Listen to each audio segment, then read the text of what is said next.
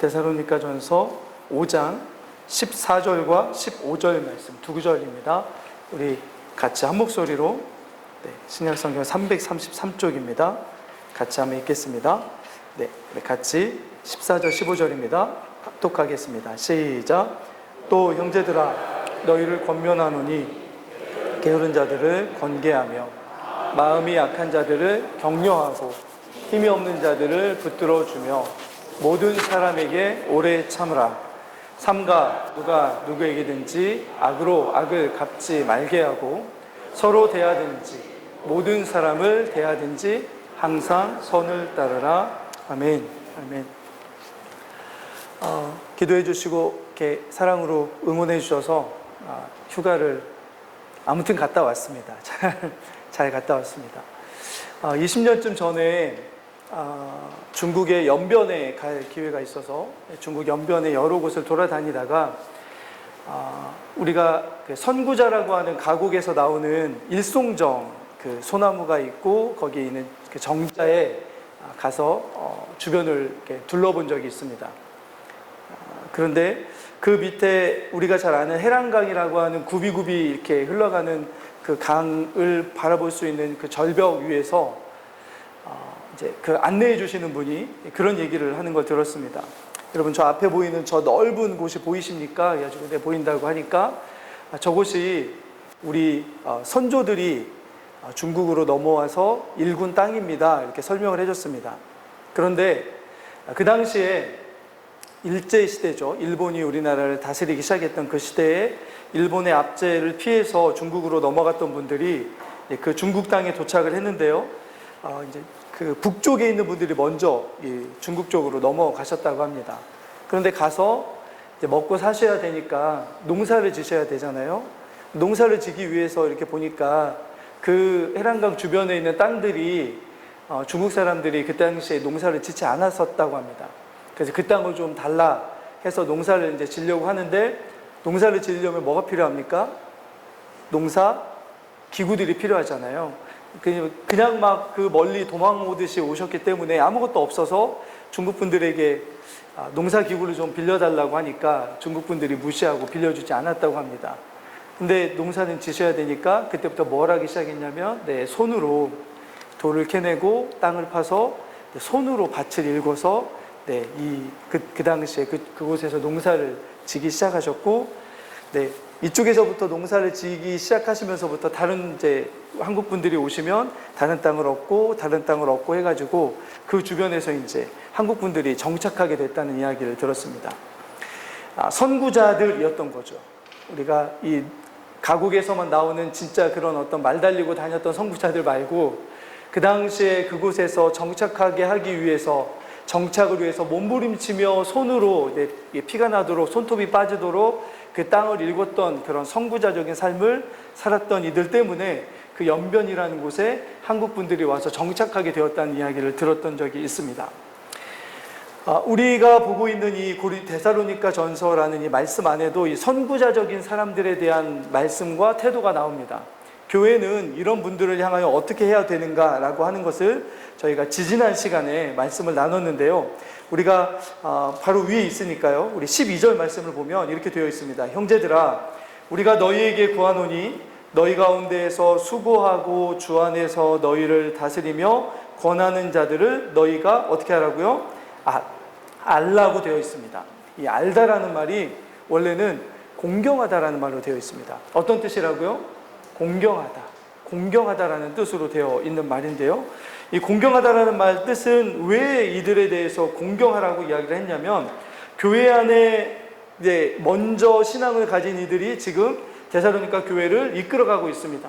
일종의 교회의 지도자들이 된 거죠. 그런데 그 지도자들이 이렇게 그 살아가는 모습들을 보면서 제가 지지난 시간에 말씀드렸던 것처럼 그들은 위에서 다스리는 이들이 아니라 어디서 다스리는 이들이었다고요? 앞에서 다스리는 이들이었습니다. 누구도 가지 못했던, 누구도 경험해보지 못했던 이 신앙의 이 길을 먼저 앞에 가면서 아까 여러분 먼저 중국 땅에 도착해서 농기구도 없이 그 땅을 손으로 파고 일궜던 그분들처럼 손에 이 수고의 흔적이, 몸에 이 믿음의 길을 걸어가기 위해서 헤쳐나갈 때 왔던 그 아픔과 핍박으로 인해서 왔던 그 상처들이 있었던 그런 이들이 앞에 먼저 가면서 뒤따르는 이들을 끌고 가는 그런 수고가 이 교회 안에 있었던 거죠. 그런 모습들을 볼 때 어떻게 하라고요? 공경하라고요. 그것들을 인정해주고, 그런 삶의 모습들을 인정해주고, 그리고 그 다음에 이 공경이라는 뜻은 어떤 뜻이 있냐면, 그런 길을 걸어가는 이들을 통해서 그들의 믿음과 소망과 사랑의 본이 되는 모습, 예수 그리스도 앞에서 흠이 없이 살아가는 그런 모습들을 신뢰하며 우리도 자발적으로 그 뒤를 따라가겠습니다라고 하는 자발적인 순종의 모습이 공경이라고 이야기합니다. 단지 인정해 주는 것만이 공경이 아니라 우리도 여러분이 걸어갔던 그 길을 함께 여러분이 갔던 모습대로 따라가겠습니다 라고 하는 그런 자발적인 뒤따름, 자발적인 순종, 이것이 바로 공경이라는 말 안에 담겨져 있습니다. 교회 공동체는, 우리가 지금 소속되어 있는 이 교회라는 공동체는 이런 공경과 자발적인 순종으로 이루어지는 공동체가 교회 공동체입니다.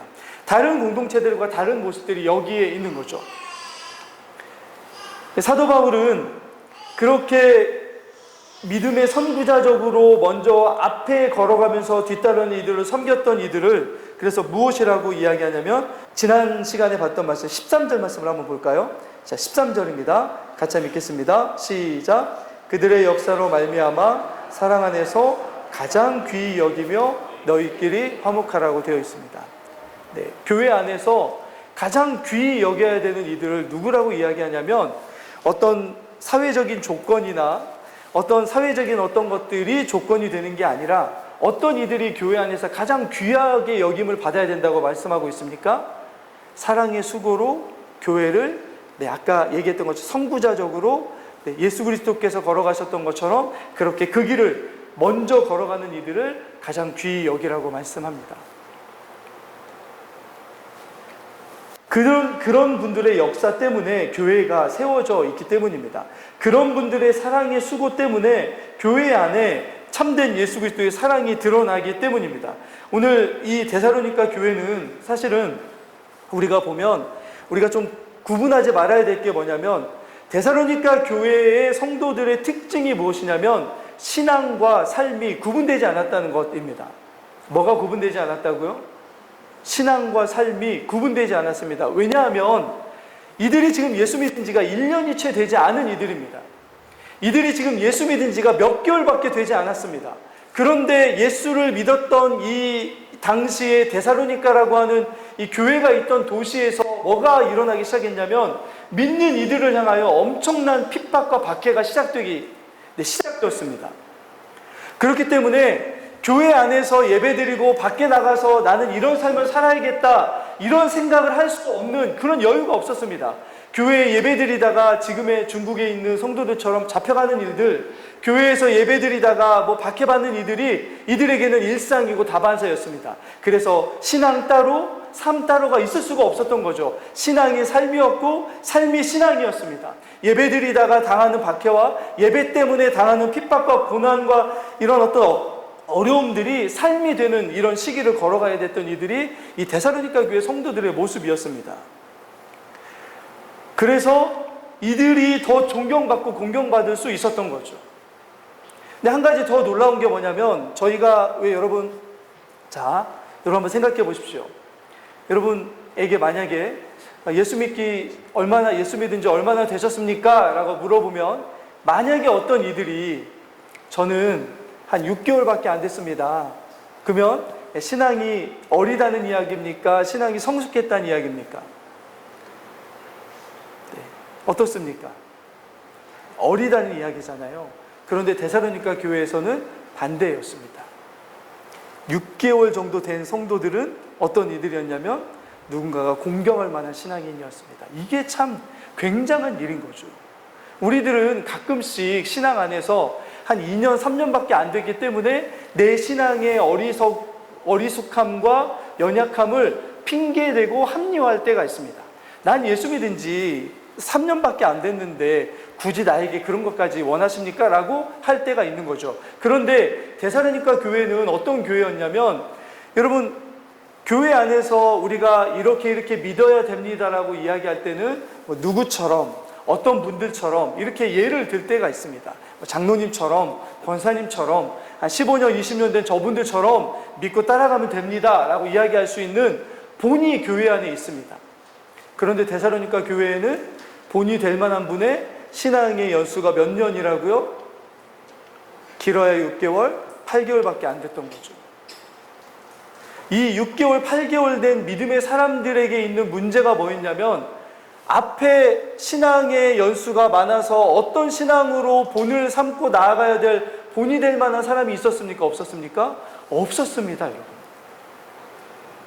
그럼에도 불구하고 데살로니가 교회 성도들은 어떤 이들이었습니까? 믿음과 소망과 사랑에 있어서 그 지역에 있는 교회들의 뭐가 되는 교회였냐면 본이 되는 교회였다는 게 있습니다. 여러분, 아까 장로님도 기도하셨던 것처럼 한국 교회뿐만이 아니고 우리 세움교회가 어떤 교회로 세워졌으면 좋을까를 제가 고민하면서 데살로니가를 이 말씀을 보고 있는데, 데살로니가 교회 안에서 일어났던 일들이 교회 안에 일어난다면 교회는 연수에 상관없이 참되고 좋은 교회라고 칭찬받을 수 있겠다라고 하는 것을 데살로니가 이 말씀을 볼 때마다 제가 깨닫고 바라보게 됩니다.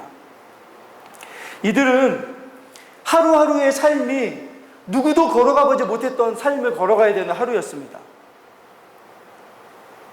교회 안에서는 한 10년, 15년 된 어떤 권사님은 저렇게 신앙생활을 하는 거구나 라고 따라가면 되는 어떤 모습이었다면, 데살로니가 교회에 있는 성도들의 가장 큰 두려움은 오늘 하루 내가 어제 살았던 것과 어떻게 달리 살아야 되고 어떤 신앙의 모습으로 이 핍박과 박해와 어려움 속에서 신앙을 지키며 살아가야 될지를 앞에 있는 이가 아무도 없기 때문에 내가 그걸 살아내야 되는 이들이 교회 지도자들이었습니다. 그럼에도 불구하고 이들은 순수한 신앙을 지켰고요.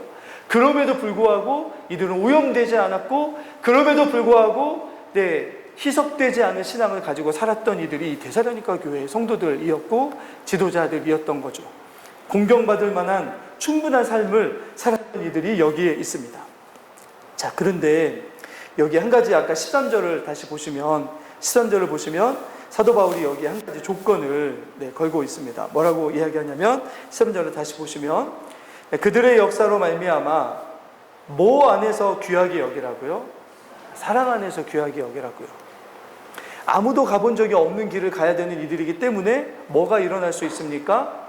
실수와 부족함이 일어날 수 있습니다. 그러면 우리들은 어떻게 하죠? 바로 누군가가 실수하고 누군가가 부족하면 우리들의 본성은 어떻게 합니까? 두세 사람이 모인 곳에서 하나님이 함께 하시는 게 아니고 이 뒷담화의 신들이 임하죠. 뭘 잘못하더라, 뭘 못하더라, 막 이렇게 됩니다. 그런데 그때 뭐를 움직이라고요? 사랑을 움직이게 하라고요. 내가 가보지 못한 길을 먼저 앞서가는 어떤 분이 실수하더라도 어떻게 하라고요? 사랑으로 받아주라고요. 제가 이걸 보면서 제가 가끔씩 보는 상담을 하는 어떤 그 방송을 하는 프로그램이 있는데, 거기서 가끔씩 많이 이야기되어지는 이야기가 뭐냐면 한국의 아빠들에 대한 이야기입니다. 근데 한국의 아빠들에 대한 이야기를 할 때마다 늘 뭐가 반복이 돼서 이야기되어지냐면, 저보다 윗세대 분들의 안타까운 모습이 뭐냐면, 그분들은 자녀를 사랑으로 토닥여주고 품어주고 위로해주고 격려해주는 아빠의 모습을 봤다고요? 못 봤다고요? 못 봤다고요. 그래서 그분들도 자녀들을 어떻게 키웁니까? 대부분 다 엄하고 표현 잘 못하고. 저도 그랬습니다. 제가 저희 아버님께 사랑한다라고 하는 말을 들은 게 한 군대 가기 전이었나? 뭐 그랬던 것 같습니다. 표현하는 게 어렵고 마음속에는 있지만 그런 어떤 아버님 세대들. 근데 저희가 이렇게 보면, 보지 못하면 우리도 따라하는 게 쉽지가 않습니다. 근데 오늘 이 많은 어떤 믿음의 사람들, 믿음의 지도자들, 믿음에 앞서 가야 되는 이들에게 있는 모습이 뭐냐면, 완전해서 그 자리에 있는 게 아니라는 거죠. 제가 저를 합리화하는 게 아닙니다. 완전해서 그 자리에 있는 게 아니라 그 자리에 먼저 하나님이 세워주시고 가라고 하셨기 때문에 그분들은 가게 되어 있습니다. 그러다 보니까 우리 부모님의 세대들처럼 서투르고 부족하고 약한 모습들이 나타날 수 있다는 거죠. 그때 어떻게 하라고요? 사랑해 주라고요. 공경하지 못하는 모습이 나타날 때는 어떻게 해달라고요? 사랑으로 품어주라고요. 그게 교회 공동체의 다른 점입니다. 세상은 어떻게 하죠? 뭔가 부족하고 문제를 일으키면 거의 매장시키는 게 사회의 어떤 특징입니다. 그런데 교회는 그런 공동체가 아닙니다. 더 한 가지 우리가 여기서 주목해야 하고 여기서 이 말씀을 그냥 쉽게 넘겨서는 안 되는 것이 무엇이냐면 사도 바울은 이 말씀들을 주님이 오시는 그날까지 교회 공동체가 항상 반복해서 체질과 본성과 본질과 습성과 습관으로 삼으러 가신 말씀이라는 거죠. 어쩌다 한번 마음이 내키면 하고 어쩌다 한번 내가 마음이 동하면 하는 어떤 말씀이 아니라 교회, 주님이 오시는 그날까지 주님이 몸된 교회 공동체를 향하여 말씀하시는 것이 무엇이냐면 공경하고 사랑하고 뒤따르고 하는 것이 뭐가 되게 하라고요? 우리의 본성과 습성, 체질이 되게 하라고요. 그게 낮의 자녀들의 모습이고 빛의 자녀들의 모습이라고요. 그렇게 해야 주님 앞에서 흠없이 설 수 있는 모습이 될 수 있다라고 하는 말씀이 이 안에 담겨져 있습니다. 선택이 아니라고요. 의무라고요. 한 번 하고 끝나는 것이 아니라 반복하라고요. 매번마다, 매일마다, 매 순간마다 내 마음에서는 이게 올라오지 않는 어떤 마음이 동하지 않는 어떤 일일지라도 반드시 해야 되는 어떤 일들, 습관이 돼야 되는 어떤 것처럼 주님은 이 말씀을 우리에게 주시는 거라는 거죠. 교회이기 때문에, 주님의 몸된 교회이기 때문에, 주님이 피값으로 사신 교회이기 때문에, 주님의 사랑으로 세우신 교회이기 때문에 주님은 이것을 선택으로 받아들이지 말고 어떻게 하라고요? 매일의 삶 속에서 우리가 날마다 해야 되는 습관과 습성과 본질과 체질이 되라고 말씀하시는 것입니다. 그래서 오늘부터 보는 이 말씀에 우리가 반복해서 듣는 말씀이 뭐냐면 따라해 보겠습니다. 항상, 계속 항상이라는 말을 반복하고 있습니다. 매 순간마다 이렇게 된다는 거죠.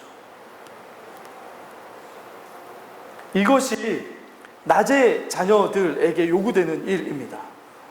그래서 사도 바울은 오늘 말씀에 보면 12절과 13절까지는 이제 이 앞서가는 사람과 뒤따르는 사람들과의 관계를 이야기한다면 오늘 이제 저희가 보는 이제 남은 시간 동안 저희가 나누는 말씀은 함께 가는 이들에 대한 말씀입니다. 함께 가는 이들. 내 옆에서 나와 함께 앞서가는 이들을 뒤따르는 형제들에 관한 말씀을 오늘 우리에게 해주고 있거든요. 그런데 이 형제들 간에 이 보여지는 이 말씀 안에서 사도 바울이 특별히 뭘 강조하냐면 자, 오늘 말씀 14절을 한번 같이 읽어보겠습니다. 14절입니다. 같이 읽습니다. 시작.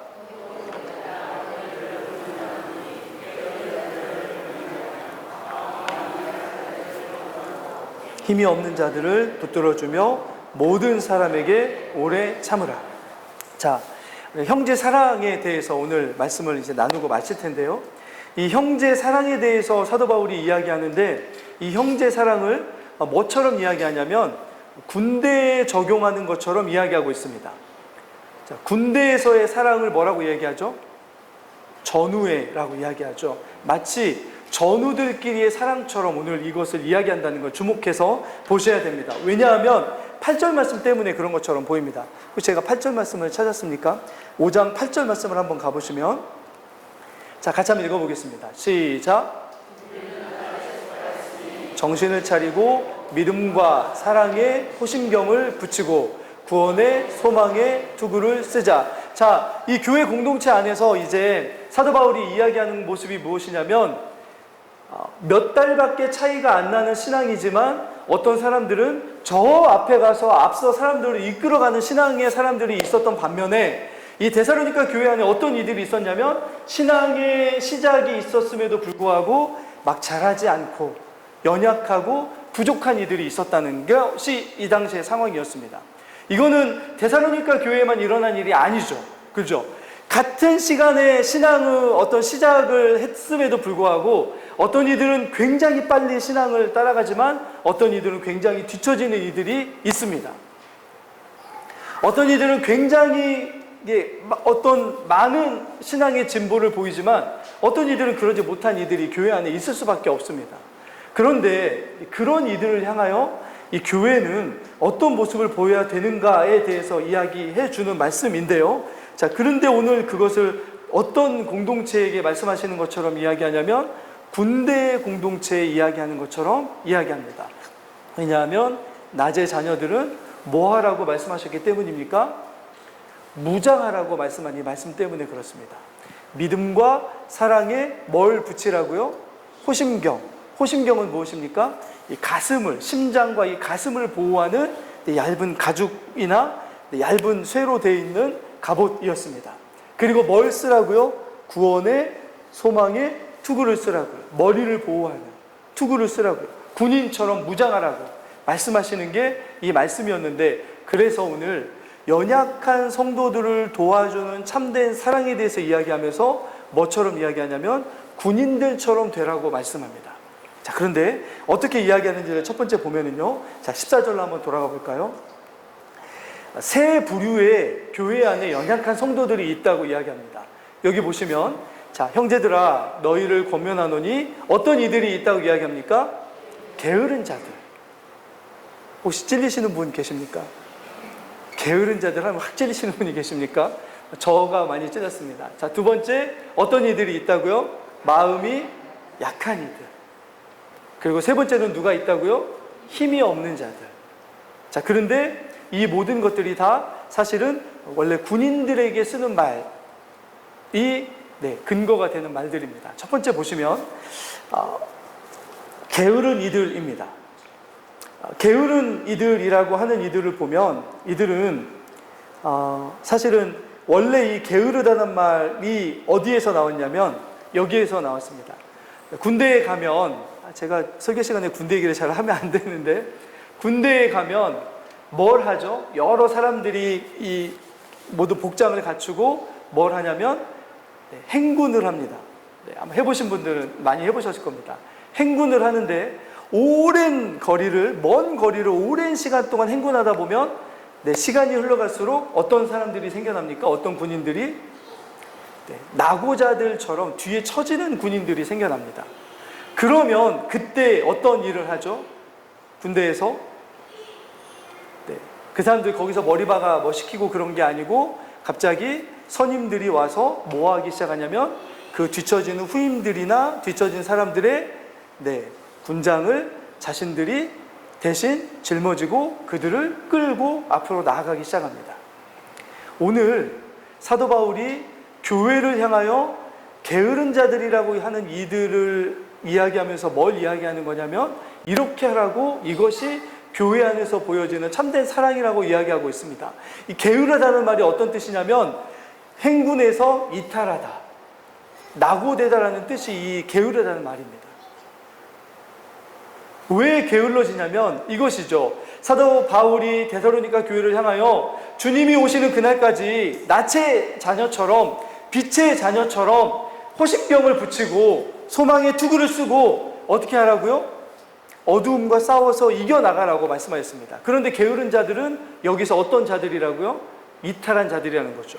내가 굳이 이렇게 살아가야 되나? 나는 밤의 것이 더 좋은데? 나는 이전까지 살아왔던 것이 더 나은데? 내 이전까지 살아왔던 내가 누리는 행복과 내가 누리는 만족과 내가 누리는 이 어떤 것들이 예수 그리스도를 믿는 신앙 안에서 앞에 기다리고 있는 핍박과 박해와 이런 것보다 이것이 훨씬 더 나은데 나는 굳이 저 행군의 대열에 끼고 싶지 않은데 라고 생각하면서 그 행군에서 살포시 이탈하는 이들이 게으르다라는 말의 원래 뜻입니다. 어떤 일을 하고 하지 않느냐가 아니라 하나님이 원하시는 어떤 신앙의 방향에서 가고 싶지 않아서 살포시 이탈해서 다른 길로 가고 싶어하는 이들이 바로 게으른 이들입니다. 그런데 여러분, 세상에 있는 조직들이나 이런 데에서 게으른 자들을 받아줍니까? 받아주지 않습니까? 받아주지 않으려고 하죠. 그런데 교회 공동체를 향해서는 뭐라고 이야기하냐면 그렇게 게으르게 이탈하고 낙오되고 다른 마음으로 다른 길을 가려고 하는 이들을 어떻게 해주라고요? 가서 그들이 무거워하는 짐을 어떻게 해주라고요? 대신 져주라고요. 그들이 하기 싫어하는 이들을 대신 져주라고요. 그런데 그 져주는 것을 뭐라고 이야기하냐면 오늘 14절 말씀을 보시면 이렇게 되어 있습니다. 또 형제들아 너희를 권면하노니 게으른 자들을 처음에는 어떻게 하라고요? 따라해 보겠습니다. 권계하라. 이 말의 원래 뜻은 꾸짖으라는 뜻이 되어 있습니다. 교회 안에서 꾸짖음이 있어야 된다는 거죠. 그거 잘못된 거다. 그대로 가면 안 된다.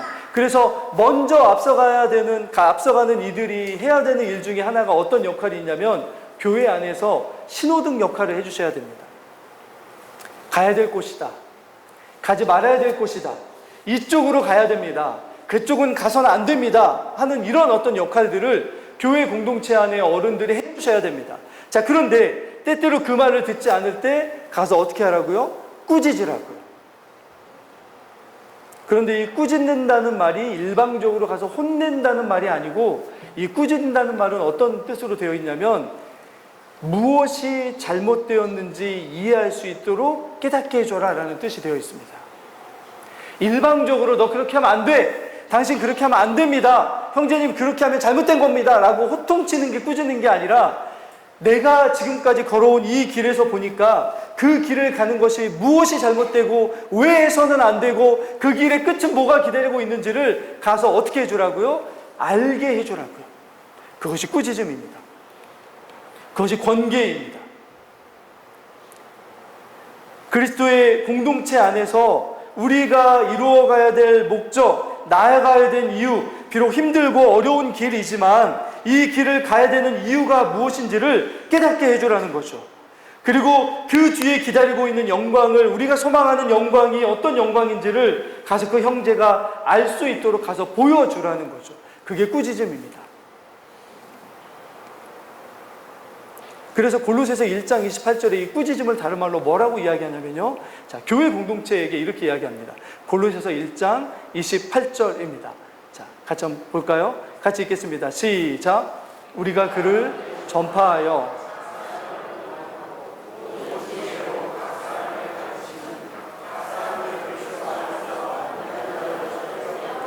꾸짖는 이유가 뭐라고요? 나의 꾸짖음을 통해서 누군가 그걸 듣는 사람이 어떻게 되기를 원하는 마음입니까? 보다 그리스도인답게 완전하여지도록. 완전하다는 말은 무슨 뜻입니까? 성장하고 장성하고 바로 설 수 있게 만들어준다는 게 꾸짖음의 목적입니다. 화풀이하거나 이런 게 아니라는 거죠.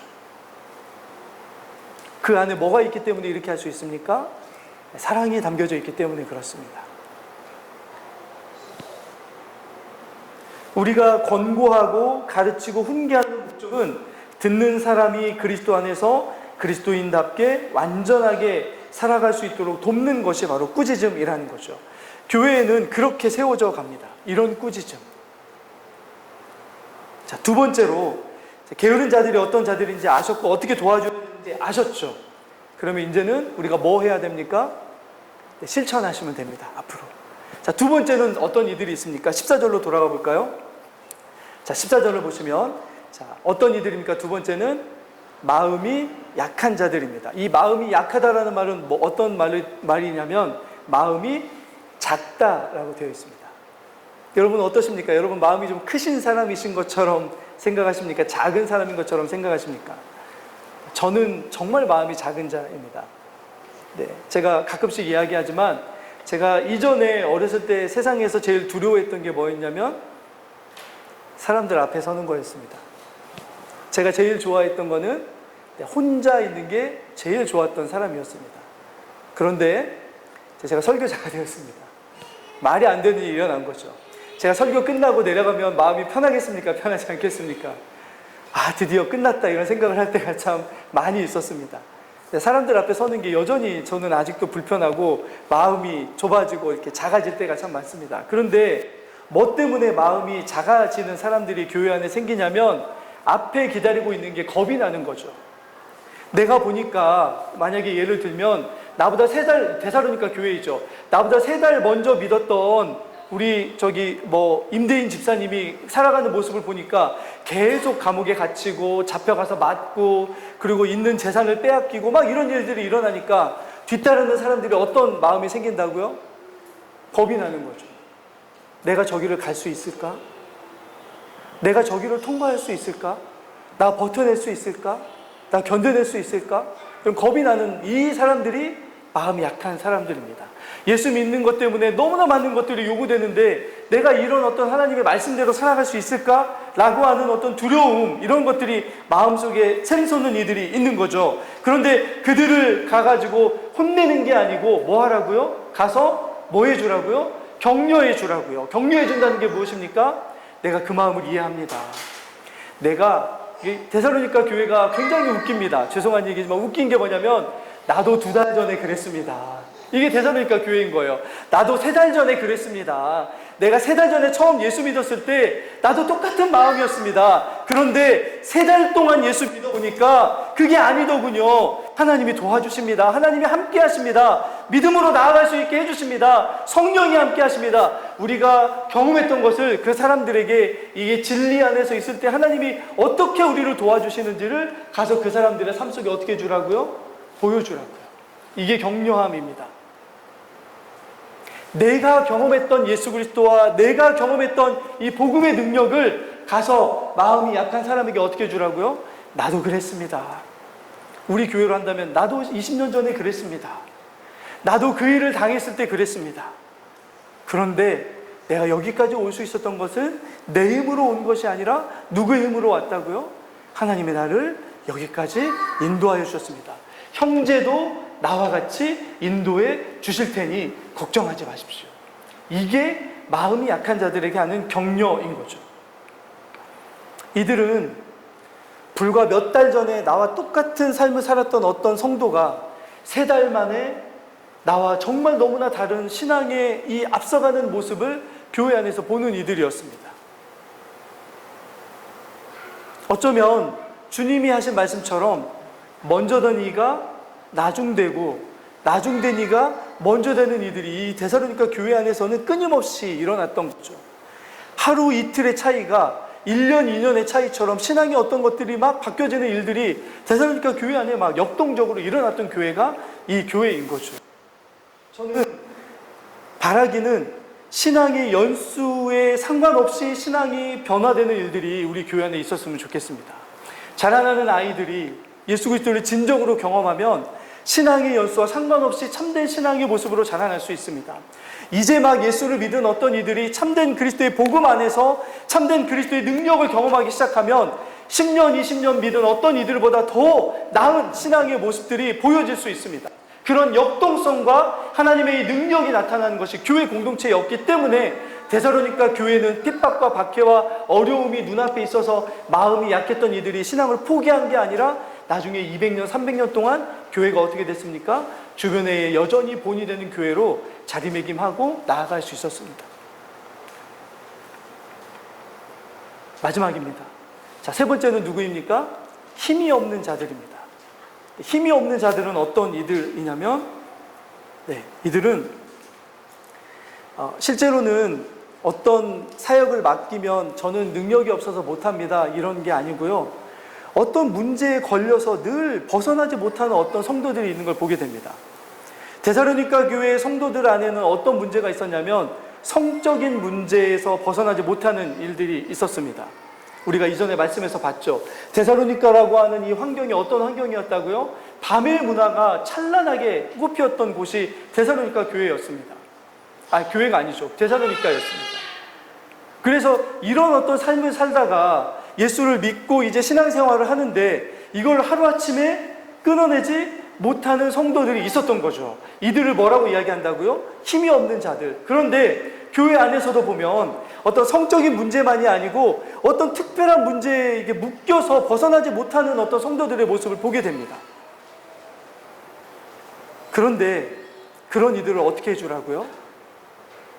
가서 권계하고 권면하지만 그러나 그들이 스스로 힘이 없어서 문제에서 벗어나지 못하기 때문에 자, 어떻게 해주라고요? 붙들어 주라고요. 붙들어 준다는 말이 무슨 뜻입니까? 2가지가 있습니다. 나쁜 곳으로 가지 못하도록 붙잡아 주라고요. 어떤 아버지의 이야기를 제가 얼마 전에 영상을 통해서 봤는데, 아들이 자폐아인 아들, 성인인 아들을 둔 아버지였습니다. 정확히는 모르는데, 그런데 이 아버지도 시한부 판정을 받으셨더라고요. 그러니까 이제 이 아들을 아버지가 돌아가시면 어떻게 이제 어떤 시설에 맡길까, 이걸 고민하시는 분이었습니다. 그런데 제가 이렇게 무시하거나 그런 말이 아니고, 자폐나 이런 어떤 이렇게 병을 앓는 아이들을 보면 많은 사람들이 있는 곳에서 뭘 못하죠? 자기 자신을 절제하지 못합니다. 우리 보통 어떤 이런 사람들과는 전혀 다른 어떤 행동들을, 돌발적인 행동들을 하게 됩니다. 그러면 그때 엄마나 아빠가 어떻게 해주죠? 가서 그 아이를 이렇게 꼭 안고 움직이지 못하게 할 때가 있습니다. 이게 힘이 없는 자들에게 하라는 것입니다. 어떤 이들이 성적으로 문제가 있거나, 어떤 이들이 물질의 문제가 있거나, 어떤 이들이 어떤 윤리적인 어떤 문제가 혹시 아직 거기서 벗어나지 못할 때 정죄하거나 비판하는 게 아니라 가서 어떻게 해주라고요? 돌발 행동을 하지 못하도록 가서 꼭 안아주라고요. 그리고 이 안아주다는 말은 또 어떤 뜻이 있냐면, 지지해주고 보충해주고 도와준다는 말이 있습니다. 벗어날 수 있도록 어떻게 해주라고요? 도와주라고요. 왜 그렇습니까? 뭐 때문에요? 사랑하기 때문에. 사랑하기 때문에 그렇습니다. 그래서 오늘 마지막으로 우리 15절 말씀을 읽고 말씀을 마치겠습니다. 15절입니다. 같이 읽습니다. 시작. 누구에게든지 악으로 악을 갚지 말게 하고,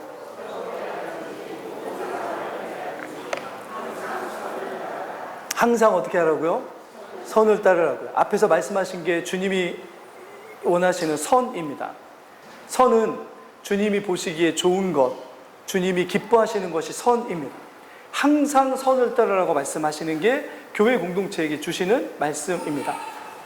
악을 악으로 갚지 않는 것, 그리고 이 안에 보면 서로에게 대하든지 누구에게 대하든지 항상 선을 따르라고 말씀하시는 것이, 오늘 말씀에 보면 이 14절 마지막 부분에 보면 이렇게 말씀합니다. 모든 사람에게 어떻게 하라고요?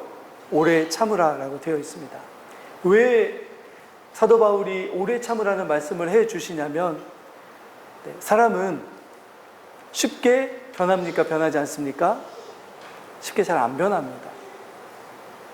그러면 어떤 한 형제가, 어떤 한 성도가, 어떤 한 자매가 우리가 바라는 만큼, 우리가 원하는 만큼, 성경이 보여주는 만큼 한 사람의 참된 완전한 그리스도인으로 설 때까지는 얼마만큼의 시간이 걸린다고요?